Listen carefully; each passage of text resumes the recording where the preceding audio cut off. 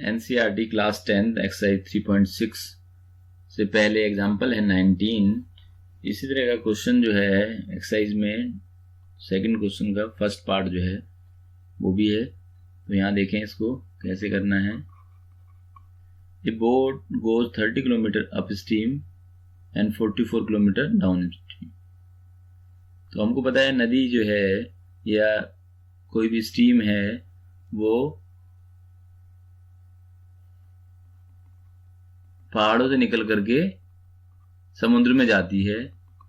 तो इसका मतलब हम पहाड़ को अप और ओशन या सी को हम डाउनवर्ड्स लेते हैं। तो डायरेक्शन किधर को हुई? पहाड़ों से समुद्र की ओर। तो इसको बोलते हैं हम down stream.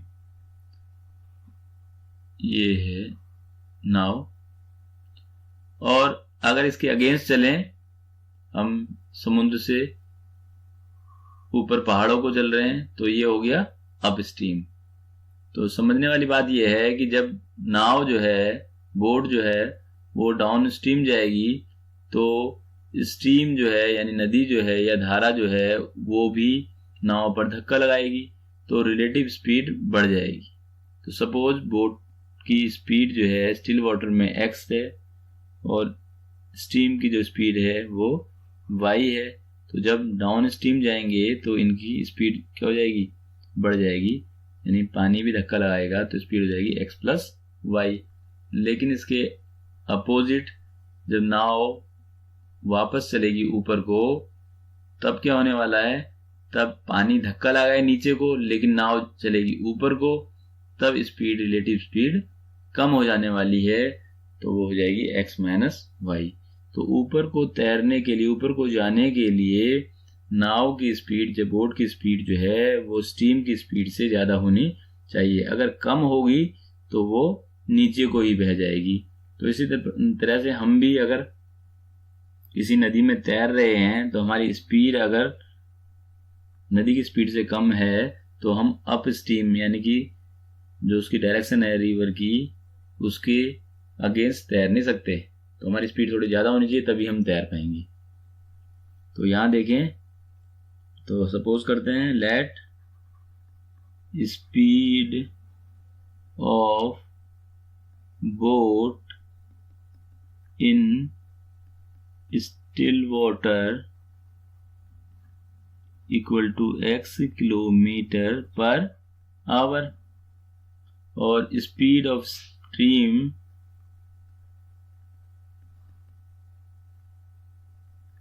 Equal to y kilometre per hour. तो ऐसे क्वेश्चन में याद रखना है कि हमेशा बोट की स्पीड जो है वो स्ट्रीम की स्पीड से ज्यादा होगी, तो x is greater than y, तभी हम अप स्ट्रीम फ्लो कर पाएंगे। तो अब रिलेटिव स्पीड देखें, तो speed of boat down stream यानी कि उसके साथ साथ उसी की दिशा में, उसी डायरेक्शन में, तो क्या हो जाएगा? x plus y kilometre per hour. अगर अगेंस्ट होगा स्ट्रीम की डायरेक्शन के, तो speed of boat upstream, तो ये होगी x minus y kilometre per hour. तो इसको हमें समझना है कि जब डाउन स्ट्रीम जब बोट फ्लो होगी, नदी या धारा की दिशा में जाएगी तो दोनों की स्पीड ऐड हो जाएगी, और अगेंस्ट होगी तो स्पीड माइनस हो जाएगी, और वो भी बोट की स्पीड से। अब देखें यहाँ पे according to first information 30 kilometre upstream जा रहे हैं और 40 किलोमीटर डाउन स्ट्रीम जा रहे हैं। तो हमको एक फॉर्मूला बताया है, speed is equal to distance upon time. Speed is equal to distance upon time, या इसको हम ऐसे भी लिख सकते हैं कि time is equal to distance upon speed. तो अकॉर्डिंग टू फर्स्ट इंफॉर्मेशन क्या है 30 किलोमीटर अप स्ट्रीम। तो टाइम देखें, टाइम यहाँ पे हमें पता नहीं है अभी, t1 टाइम ले लें और डिस्टेंस कितनी है 30 किलोमीटर और अप स्ट्रीम है तो स्पीड हो जाएगी x माइनस वाई। और दूसरी कंडीशन क्या है 44 किलोमीटर डाउन स्ट्रीम। तो डाउन स्ट्रीम में टाइम t2 लग रहा है सपोज और 44 किलोमीटर डिस्टेंस हो गई। ये time is equal to distance upon speed वाले फॉर्मूले से स्पीड क्या हो जाएगी डाउन स्ट्रीम में x प्लस वाई। तो 30 किलोमीटर अप स्ट्रीम जाने में टाइम t1 और 44 किलोमीटर डाउन स्ट्रीम जाने में टाइम t2। टोटल टाइम कितना हो गया t1 plus t2 equal to हो गया 30 upon x minus y plus 44 upon x plus y. तो ये अप स्ट्रीम जाने में टाइम है और ये डाउन स्ट्रीम जाने में टाइम है। ये 30 किलोमीटर गए हैं ऊपर को और ये नीचे को 44 किलोमीटर। टोटल टाइम कितना है इन दोनों को ऐड कर दिया t1 प्लस t2 और t1 प्लस t2 ये गिवन है कितना है दोनों का टोटल टाइम 10 आवर। तो इस इतने को since t1 plus t2 equal to 10 hour given है ये, तो यहाँ पे पुट करेंगे 10 equal to 30 upon x minus y plus 44 upon x plus Y.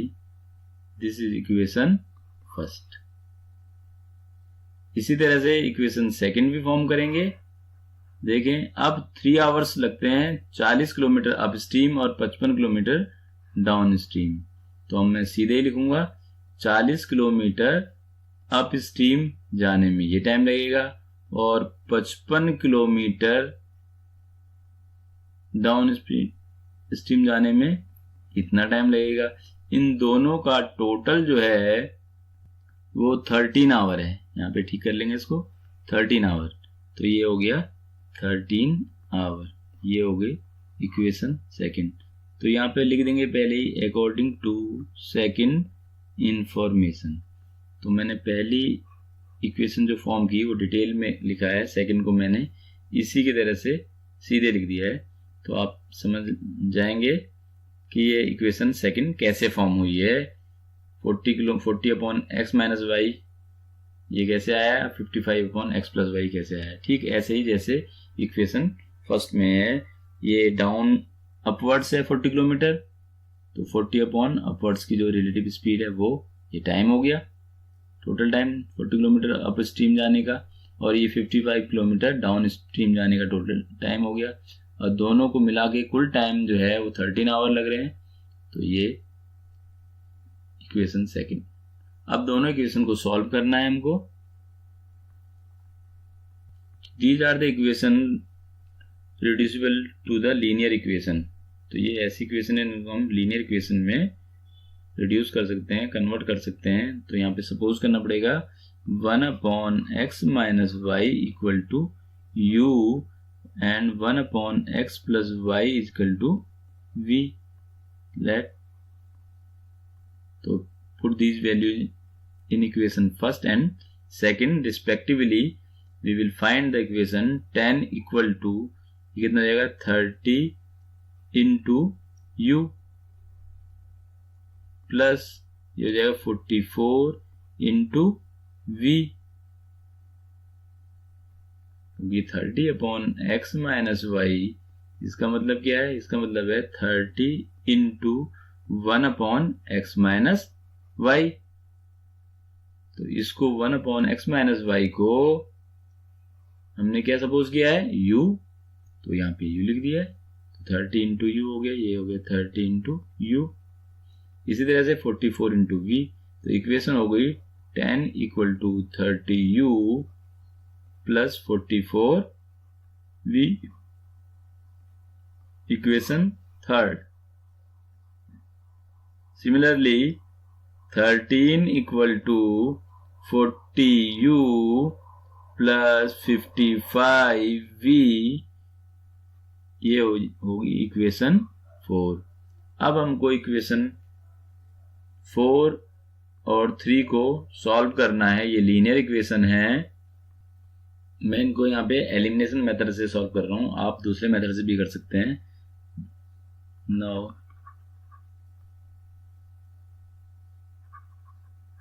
Multiplying equation 3 by 5 and equation 4 by 4 and then subtracting। यहाँ पे मैंने इक्वेशन को सीधे करके लिखा है। सीधे करके मीन्स वेरिएबल्स को लेफ्ट में और इंटीजर्स को, रियल नंबर को राइट साइड में, यानी कांस्टेंट राइट साइड में। तो इस तरह से इक्वेशन को लिख दिया है मैंने। तो यहाँ पे इसमें 5 से मल्टीप्लाई, तो 5 से मल्टीप्लाई कर लें अलग से इस पूरे में 3 में। तो 5 से करेंगे, 5 3 जा 150 u, यहाँ 5 से करेंगे तो 220 v, और यहाँ 5 से करेंगे तो ये हो गया 50। अब इसमें करना है 4 से, 4 4 जा 160 u, यहाँ 4 से करेंगे 220 v, और यहाँ 4 से करेंगे ये हो गया 52। और इसके बाद लिखा है यहाँ पे देन सब्ट्रैक्टिंग, तो माइनस करें, माइनस माइनस और ये माइनस। तो ये तो कोएफिशिएंट एक जैसे हैं लेकिन अपोजिट साइन वाले, तो ये कैंसिल हो गया। और यहाँ आ गया माइनस के 10u, और ये है माइनस का 2u इक्वल टू आ गया माइनस के 2 अपॉन माइनस 10। सिंप्लीफाई करेंगे तो u इक्वल टू 1 अपॉन 5, क्योंकि ये माइनस माइनस कैंसिल, 2 1 जा और 2 5 जा। अब u की वैल्यू आ गई। u की वैल्यू को हम थर्ड इक्वेशन में पुट कर देते हैं, या फोर्थ में भी कर सकते हैं हम। ऐसे करके हमको v की वैल्यू मिल जाएगी। तो now put u is equal to 1 upon 5 in equation 3। तो देखें 30 इंटू u कितना है 1 अपॉन 5 प्लस 44 v इक्वल टू 10, और 5 1 जा 5 6 जा,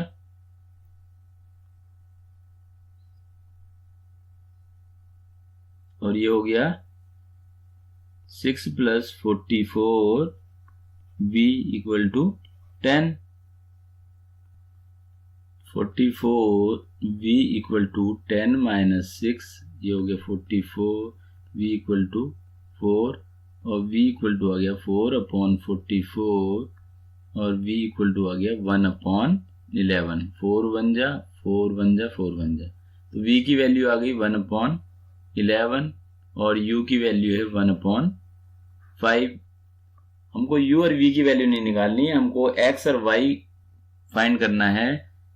speed of boat in still water and speed of steam, that is y। तो u और v किसके इक्वल हैं?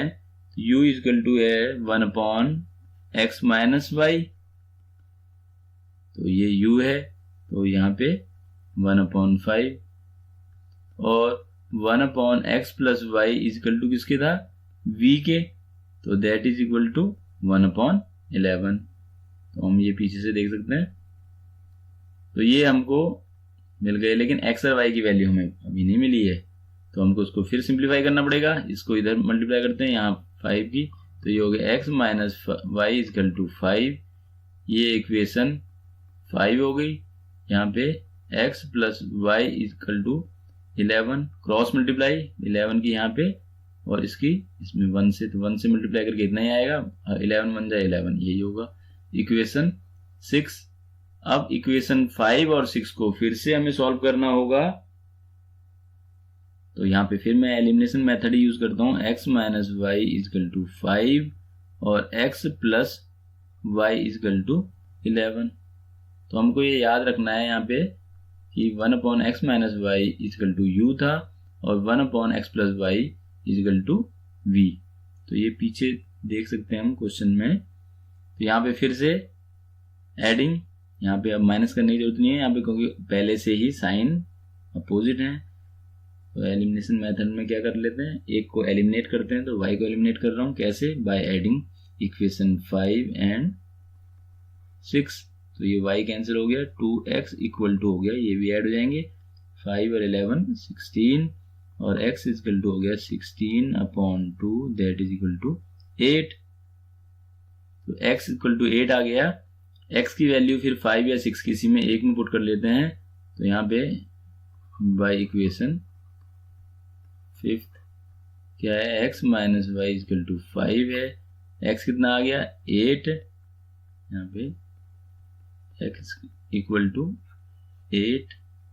तो ये 8 minus y equal to 5 minus y equal to 5 minus 8 और minus y equal to minus के 3, minus minus cancel, y equal to 3।